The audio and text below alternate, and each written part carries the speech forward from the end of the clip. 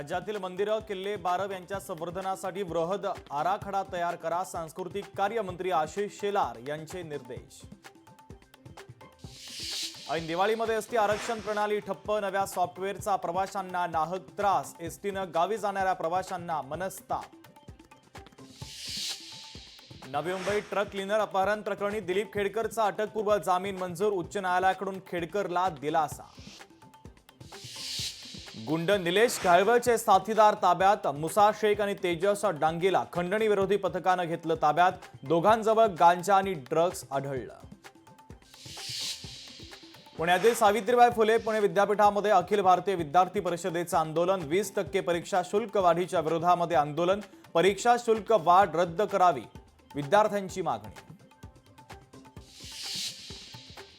अंबरनाथमधील शिवसेनेचे माजी नगरसेवकांचा भारतीय जनता पक्षामध्ये प्रवेश, सुरेंद्र यादव यांचा भाजपमध्ये पक्षप्रवेश।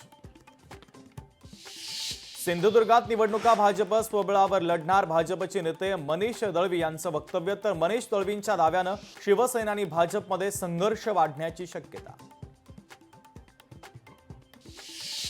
सोयाबीनच्या दरावरून क्रांतिकारी शेतकरी संघटना आक्रमक, रविकांत तुपकरांच्या नेतृत्वाखाली लातूरमध्ये आंदोलन, सोयाबीनला प्रति क्विंटल 8,500 रुपये भाव देण्याची शेतकऱ्यांची मागणी। परभणीच्या कोक गावात दूषित पाण्यानं साथीच्या रोगांचा प्रादुर्भाव वाढला, दूषित पाणी पुरवठ्यानं गावातील ग्रामस्थांना उलटी, पोटदुखी सारख्या आजारांचा प्रादुर्भाव। पुणे नाशिक महामार्गावरील चंदनापुरी घाटामध्ये बसचा अपघात, संगमनेरवरून पुण्याच्या दिशेने जाणारी बस उलटली, अपघातामध्ये 12 जण जखमी।